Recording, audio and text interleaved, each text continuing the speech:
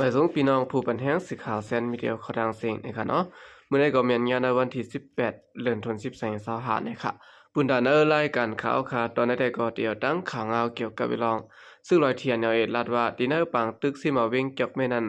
ตั้งฝ่ายซึก SSPP จอยแถมซึกมานและซึกมานสั่งตึกซิมไหลขึ้นนะครับเดี๋ยวตั้งข่าวเงาในเซียวก็มาผักดอนปันพี่น้องเขากว่าเนี่ยเนาะ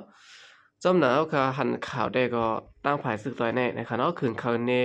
ตั้งพิษสา SSPP เฮอกลเมืองเฮา PDF เขาซื้อในหันพิษเหนือ SSPP ว่า SSPP จอยแถมซึกมันในมาอยู่ตาสินะครับตั้งดีโตเขาซึกกำเประยะนะฮะเนาะ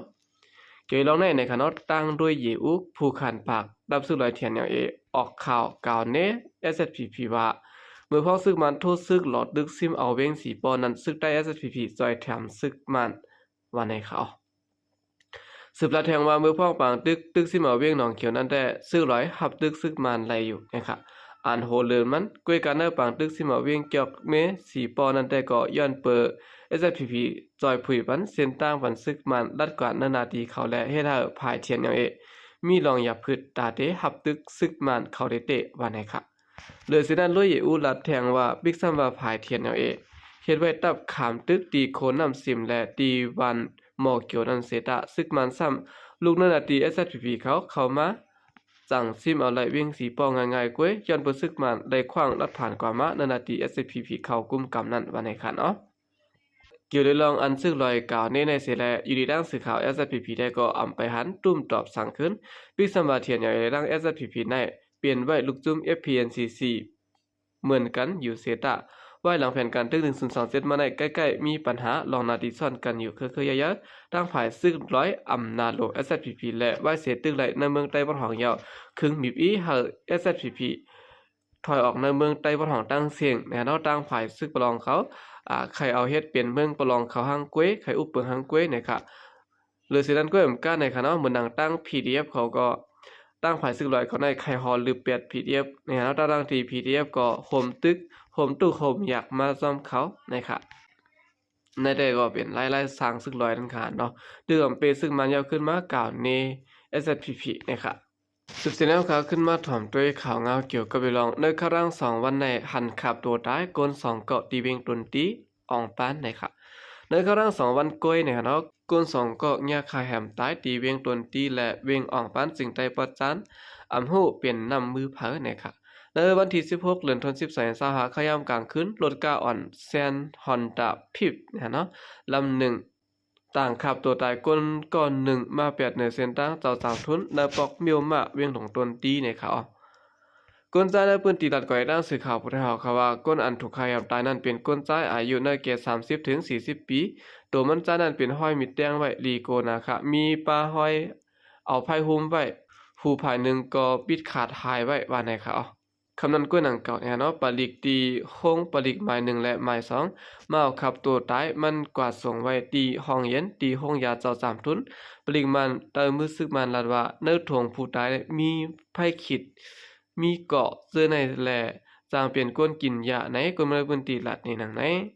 วันศุกร์กลางวันนั้นภูมิปุนพรเขาด้วยหันกองถ่าย CCTV หลายๆหันรถก้าอ่อนต่างก้น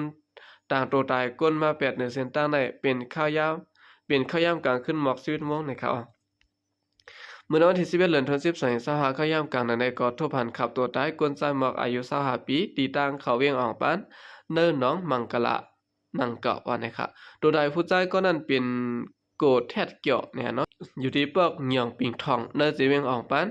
กูเทศเกี่ยวในหายก่อไว้3วันอย่าสั่งทบพันตัวตายขึ้นวันเมื่อไหร่เป็นเผาเอาตายย้อนสังในนั้นได้ก่อนไปไล่หูซ้อมเต็ดต่อนะครับที่เวียงหนองดนตรีจึงได้ว่าจ้าในโจข้าว2-3เดือนมาในมีผลหลักจากขุดเหลืองนำขึ้นมาแห้งโจบางป้อยเหลือง11และพ่องขึงป้องตาป้อยห้องไปหมิ่นเหลือง12ในยิงแค้นเหลืองน้ำนะครับโอเคในก็เป็นข่าวให้จากที่เวียงดนตรีมีในครั้ง2วันในมีคนตาย2เกาะเนี่ยเนาะแฮมกันได้นะครับสืบเสนอข่าวขึ้นมาถ่อมด้วยข่าวเงาเกี่ยวกับไปลองซึ่งมันปืนเผาวันแต่ลงส้นตุ้มตาปางเลือกตั้งไหลเปลี่ยนตั้งกันตา60วันนะครับเมื่อวันที่15เดือนธันวาคม2565ขยามกลางคำมอก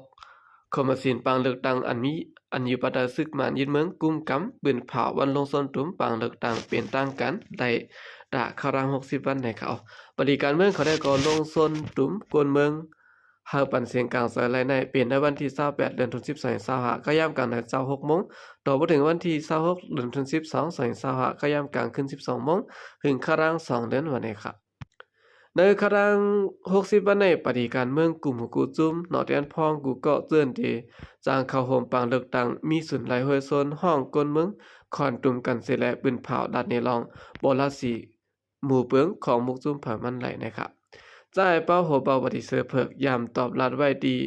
จุ้มข่าวพุทธหอกว่าป้ออยู่อีสีเขาไปปันขว้างเฮาเหตุการณ์ส้นตุ้มเป็นด้านการเสหนอแดนพองซ้ำเหตุการณ์ห้วยโซนลงนาไว้ซึ่งปาดีนั้นสร้างญาญะรวย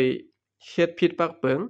หวานเมืองปางเลือกตั้งนะครับก้วยกาเนื้อสื่อตรงวงกลได้ก่อนหนอแดนพองปฏิกำพองซัมปอปืนเผาส้นตุ้มตาปางเลือกตั้งเนื้อเพชรปุกสุนโตเผามันเจเมเตต่างเซียนจื้อปุ่นเหยาะนะครับปฏิเจื้อนเด็กเข้าโฮมปางเลือกตั้งอันจอมจิกซึกมันยึดเมืองมินอ่องไหลก็ขายำกวนเมืองลู่ตายก็ปล่อยหมากสาเฮินเยกลโฮงเห็นวัดว่าผาเสะกวนเมืองลู่ก๋อยอยู่กูมือกูว่านั้นได้ก็ตั้งเสียงเต็มมีอยู่57ปาร์ตี้นะครับหนังคือที่เปลี่ยนจัดปางเลือกตั้งในปี2025ในเฮาปอไหลเปลี่ยนเต้ๆนั่นก็ภายซึกมันปอตำวางมักมันปักเปิงพิงเมืองปันไว้อ่อนตั้งเหยาก็เปิ้นให้ปางเลือกตั้งในเตรียมมีรองหอมงำเนอเมืองโฮมตุ่มปัดปื้นหมอกกาหือไหนจ่ายยินหลุนโฮเป่าปฏิโฮเซอ SNLT ยามรัฐทัดสร้างไว้หนังไหนกุนหนุ่มเจิ้นปักตาการเลือกตั้งได้ลาดว่าตาเฮาไหลที่อยู่เปลี่ยนด้านการนั้นซึกมาในตื่นเด็กข้าจะเฮ็ดให้ปางเลือกตั้งนั้นออกมันมาเนี่ยครับเอาคันนี้ก็เป็นข่าวเงานะฮะเนาะเกี่ยวกับไปลองปางเลือกตั้งนั่นขนาดเนาะปางเลือกตั้งตอนตาอันเดจัดเฮ็ดบอกกับไม่ได้ก็ตอนตาปฏิได้ก็กึดปฏิเหลียวนะฮะเนาะก็เฮ็ดเรื่องคือก็เยอะเนี่ยเนาะพอเลือกตั้งมาในก็พี่น้องเขาก็ตื่นดูแลเลือกปฏิได้เฮาค่ะนะครับในการหาเสียงซึ่งในก็ถูลีลาดแต่ตัวว่าเดเฮ็ดปันหวานเมืองเนอหวานเนอเอิ่งซึ่งหือเนาะเส้นตาสายต่างจองเดเฮ็ดปันหือเจียมเจอในนะครับให้มัน